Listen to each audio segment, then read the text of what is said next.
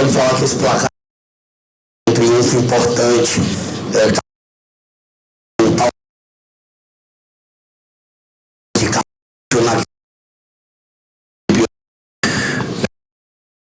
Eu acho que eu vou ter placar. Eu acho que não.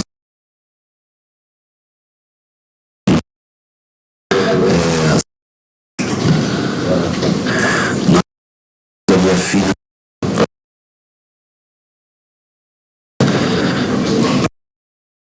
20, 25 minutos. A partir disso o jogo desenrolou bem.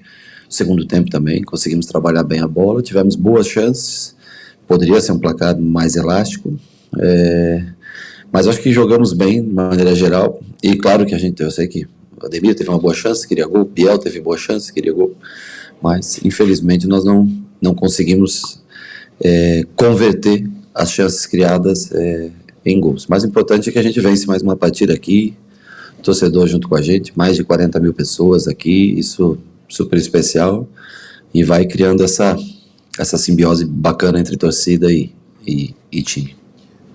Boa noite, Rogério. O Bahia, no primeiro tempo, você citou aí 20 minutos, meio complicado. Foi dentro do esperado, devido ao adversário, à marcação do adversário, ou a equipe errou mais e menos virtude do adversário?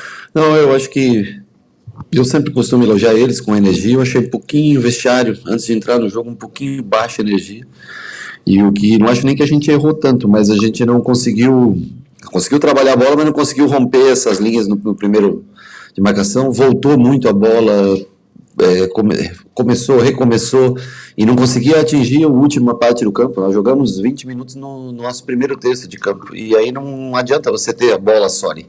Tem que ser como foi na segunda parte, você começar a construção do jogo lá atrás, mas você terminar ela na frente, né? Conseguir levar para o teu campo de ataque. Então, nos primeiros 20 minutos a gente teve até a bola, mas cometemos erros, demos escanteios, lateral, até devolvemos para o Juventude. As melhores chances foram nesses primeiros 20 minutos. Depois a gente conseguiu encontrar, acho que boas linhas de passe, e aí sim, saímos construindo de trás, terminando as jogadas na frente. Foram muitas finalizações da metade do primeiro tempo até o final do jogo. Boa noite, professor. E aí agora tem o Palmeiras e o Atlético Paranaense fora de casa. Um jogo onde o Bahia não perde ninguém por cartão. Qual a estratégia que o senhor pretende montar para esse jogo contra o Palmeiras, que é um jogo muito forte, contra uma equipe muito forte, que vale a briga pela ponta da tabela?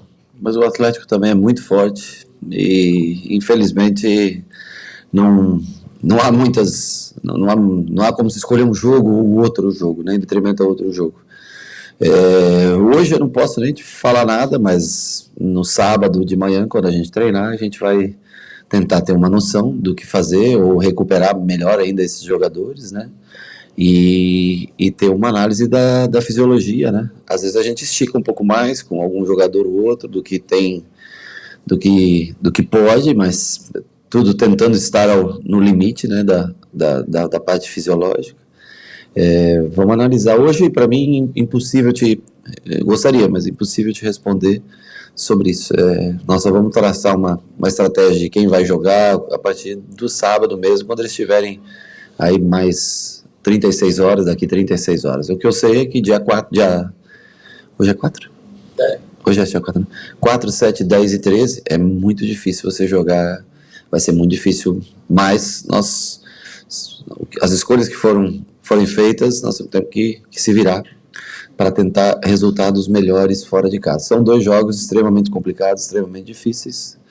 Vamos analisar no sábado só como está a recuperação de cada jogador. Boa noite, Rogério. Parabéns pelo triunfo.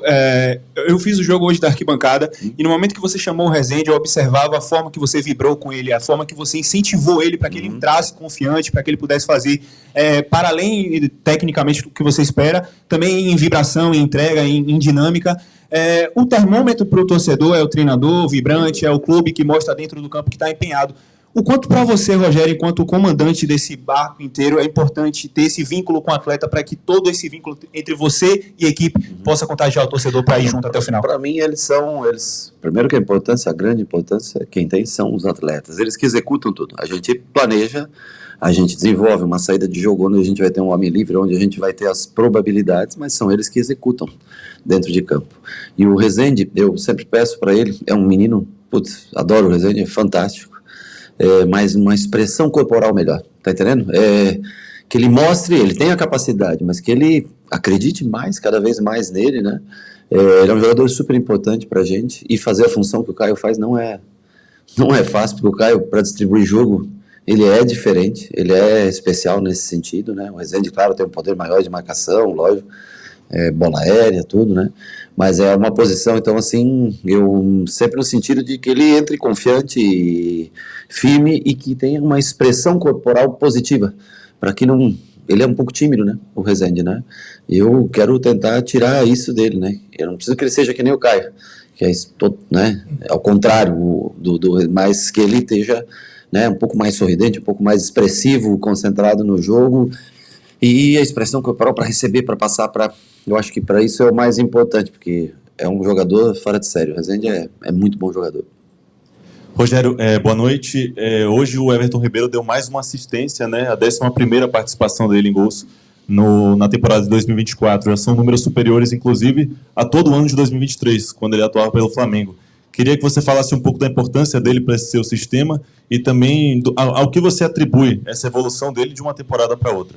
Bom, primeiro que no Flamengo ele jogou muito pouco em 2023, jogou bem menos do que a média até 2022, quando ele formou aquele meio-campo com o Thiago Maia, João Gomes, ele e Arrascaeta, que é um meio-campo desenhado muito parecido para esse ano. Segundo que ele é fora de série.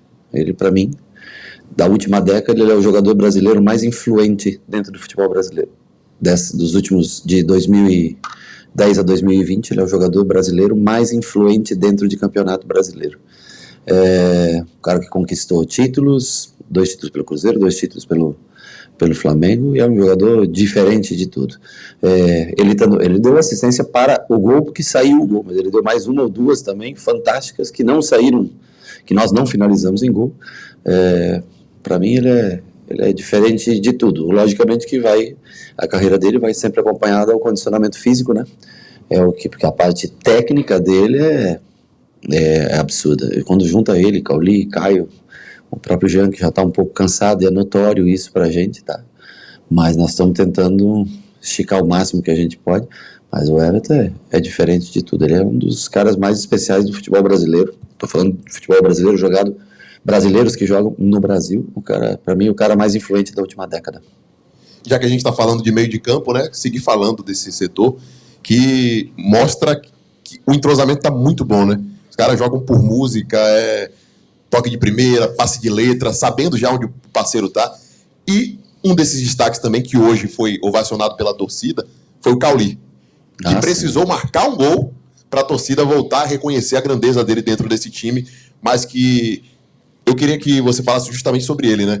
Que ele, às vezes, não dá o passe pro gol, às vezes ele não faz o gol, mas ele dá o passe para construir a jogada de gol, passa despercebido às vezes. Como estava a cabeça do Cauli, com toda essa pressão da torcida, a gente pedindo ele para ir para o banco de reservas e colocar o Depena no lugar dele, e como ressurge ele aí agora nos braços da torcida no jogo de hoje? Eu falo sempre que é uma função onde você recebe a bola sempre no meio de muita gente, né? Por isso que os jogadores diferentes jogam nessa zona central do campo. Ele teve frieza, porque 90% dos jogadores finalizaria aquela bola no canto esquerdo do goleiro. Só quem pensa diferente que finaliza no direito. Os que pensam normal, chutam no esquerdo. Eu, como goleiro, eu já teria saído antes para o canto esquerdo, porque 90% das pessoas chutam no canto esquerdo. O cara que é diferente, lembra um gol do Biel contra o Internacional, se eu não me engano, que ele recebe entre linhas, gira, bate por baixo das pernas, também no canto. Jogadores que pensam diferente finalizam de maneira diferente. E ele continua, para mim, sendo de vital importância, um jogador especial, que a gente cuida, tira dele o melhor que a gente pode, nem sempre consegue, porque é uma zona difícil de se jogar. E quando consegue decide um jogo como foi, fazendo o segundo gol que praticamente decretou o nosso triunfo. Rogério, eu gostaria de saber de você, que a gente não tem acesso a esse tipo de informação, e aí eu tenho que perguntar a você. Como é que você trata os números que você recebe? Como é que você organiza todos esses números de posse de bola, chutes a gols, finalizações bloqueadas para fora, troca de passes, todos esses números? Como é que você, enquanto gestor, né, da comissão, trata esses números? Até que ponto esses números trazem algum tipo de influência para a sua tomada de decisão? E qual é essa influência? Por que a pergunta? Porque o Bahia tem sido prevalente na maioria dos jogos em números. Só que às vezes não no resultado. Bahia prevalece sobre o Flamengo, não vence. Bahia prevalece sobre o Atlético, empata. Bahia prevalece em números, em sua maioria, contra o São Paulo e não vence novamente. Então, como é que você analisa todo esse número que você recebe, todos esses dados, essas estatísticas, e até que ponto eles são levados em conta para a sua tomada de decisão e de que forma interfere nisso? Honestamente, a gente vendo o jogo e revendo o jogo, você nem precisa muito dos números em si, porque, bom, primeiro que o trabalho da semana ele é tão focado naquilo que a gente executa durante o jogo, né, que, agora, os números, por exemplo, você tem 20 finalizações, chutes que não levam ninguém a lugar nenhum, que o goleiro pegou sem, eu acho que isso sim, porque aí é um número enganoso que pode te, né, mas quantas você, às vezes finalizações no alvo, você pode chutar no alvo, na mão do goleiro, o goleiro não faz nem força para pegar a bola e é um contra, chutar assim, isso pode enganar muito as pessoas. O importante é quanto você produz, chances reais, quanto você produziu, quanto o adversário teve de chance, né, eu acho que isso, então assim, toque de bola, se você trocou 600 passes, por exemplo, que deve ter sido mais ou menos o que, sei lá, por aí que a gente trocou, eu não vi, mas normalmente tem dado isso, né? Apesar que o Juventude apertou um pouco mais no primeiro tempo, nós erramos um pouquinho mais, mas não, deve ter dado 90% de posse de bola, de passe correto. É muito importante. Mas aonde foram esses passes? Que tipo de passe foi? Foi no campo de defesa? O adversário pressionava? Não? Quanto estava o jogo? Então, isso é muito levado em consideração. Mas para mim, é mais o que a gente treina, executa, movimentos são mais importantes para mim. Como a gente cria espaço, como a gente vai achar o homem livre, como pelo lado direito, pelo lado esquerdo. Eu acho que é de se destacar os 2 gols. Começaram construídos praticamente pelo nosso goleiro, se não começou, mas com a participação desde o nosso goleiro para chegar lá na frente e fazer. Principalmente em campos bons, e quando você tem esse controle de jogo, consegue ter esses 4 no meio campo, isso faz diferença. Você corre riscos, claro, mas você ter o comando do jogo é sempre muito importante. 540 passes. Hoje um pouco menos, é verdade, hoje foi um pouco menos. Rogério, boa noite, parabéns pelo triunfo. Voltando um pouco ainda sobre a questão das próximas 2 partidas, você falou que tem que esperar amanhã por questões fisiológicas Sábado. E tudo mais. Sábado, desculpa. Sábado. Só que são duas partidas seguidas em campo sintético, tanto Sim. Palmeiras quanto Atlético Paranaense. De alguma forma, isso influencia na sua preparação, e eu estou tirando a parte fisiológica apenas em nível de campo de jogo, isso influencia algo na sua preparação? Eu acho que são campos mais duros, né, mas eu acho que um ajuda a se preparar para o outro jogo, né, mas não tem muito o que escolher, né, já está no calendário, o campo é sintético, o do Palmeiras é um pouco mais novo, oferece um pouco mais macio, o Atlético um pouco mais rápido, os passes circulam com mais velocidade ainda. Vamos encontrar a dificuldade que quase todas as outras equipes, com exceção as 3 que possuem gramado sintético, não encontram, porque jogam bem mais constantemente, mas vamos encontrar a dificuldade que outros encontram, e a dificuldade maior para mim são os 2 adversários, que são times extremamente capacitados. Ontem eu estava assistindo, né, São Paulo e Atlético, e o Atlético com 10, e em cima do São Paulo, e tentando, quer dizer, Palmeiras hoje, eu não vi, mas estava 2-0, vi pelos números ali, né, vai, busca 2-2, então são times que não se recusam a perder, não se entregam nunca dentro do campo de jogo, são muito fortes em aproveitamento dentro dos seus domínios, e nós, infelizmente, ainda não encontramos uma maneira parecida com o que a gente joga, não conseguimos nos colocar de uma maneira parecida para se impor, ter maturidade para se impor fora de casa, como a gente consegue se impor aqui dentro. Então vamos ter que tentar ter mais cabeça, concentração, tentar se recuperar num tempo mais curto, porque o brasileiro é estranho, porque você joga 9 jogos no mês, 8 jogos no mês, aí quando você chega em outubro, novembro, você joga um jogo a cada 10 dias, né? E agora você tem jogo a cada 3, 4 dias, então você tem que tentar se adaptar, não perder ninguém lesionado, acho que isso é uma coisa muito importante. Infelizmente os caras estão, ou felizmente, né? A gente nos últimos 4 jogos tomou um cartão amarelo, se eu não me engano, né? Hoje nenhum, 3 jogos seguidos em casa jogando sem cartões, mas vão se acumulando também, né? Aqueles 6 pendurados. Vamos analisar, é um elenco reduzido, pequeno, vamos analisar com calma até sábado, ver condições físicas e tentar se adaptar ao jogo, tentar se adaptar ao que o gramado pede, ao que o gramado oferece. Boa noite, Rogério. O Bahia hoje ultrapassou a marca de 100 gols desde que você assumiu o comando do time e hoje você também se torna o maior treinador do Bahia na era dos pontos corridos. Eu gostaria que você falasse sobre esses 2 feitos e também sobre o seu momento aqui no clube. Bom, os gols eu fiquei sabendo. Até o menino estava aqui agora há pouco. Saiu, né? Eu vi ele. Ele me perguntou antes do jogo, eu não sabia que nós tínhamos 99 gols desde que eu cheguei até aqui. Eu acho que é um propósito que a gente tem, jogar em função do gol. Isso é uma característica dos nossos times, sempre quando a gente monta. A gente sempre sofre um pouco mais defensivamente, confesso a vocês, e sempre tem bastante êxito de maneira ofensiva. Então eu fico contente, mas mais contente que isso não é o número de gols, e sim o número de triunfos que a gente tem conseguido. Eu acho que isso é muito importante.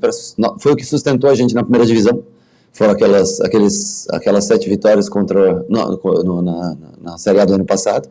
E o que nos mantém hoje ainda vivos no G4, esses 8 jogos que nós vencemos. Então, o fato de jogar sempre com o intuito de vencer, sempre com vocação muito ofensiva, eu acho que faz sempre ter um bom número de gols, né? E, às vezes, também tem jogos que causam algum desequilíbrio de maneira defensiva, que é algo que a gente tem a evoluir. Mas para um time que é técnico como o nosso, que tem um meio campo como o nosso, leve e que joga, até que os números defensivos não vêm sendo melhores do que, por exemplo, foi no ano passado. Fala sobre esse feito, agora de que você é o maior treinador. Mas por que eu sou o maior treinador? Você superou a marca de Roger Machado. São 30 jogos e 30 vitórias. Em pontos? Em pontos. Eu espero que seja um feito de aproveitamento, eu não sei. Eu espero que esse feito se resulte em algo muito bom no final do ano, que a gente possa ter. Eu falei para vocês que quando eu vim para cá, que eu gostaria que esse ano fosse a melhor campanha do Bahia na história dos pontos corridos, né? Está sendo, mas eu gostaria que, se ela permanecesse no final do ano, a melhor campanha da história do Bahia dos pontos corridos. Eu acho que a gente vai sofrer, vai ter percalços, vão ter derrotas, vão existir derrotas, mas é o que eu espero poder entregar para o torcedor do Bahia, que ele continue com essa energia fantástica aqui. E aí sim, aí acho que pode ser feita uma avaliação melhor do trabalho do final. Mas que a gente consiga chegar numa posição legal no final do ano, bem diferente do que foi no ano passado, que não queremos mais viver nessa situação. Ok? Boa noite, gente.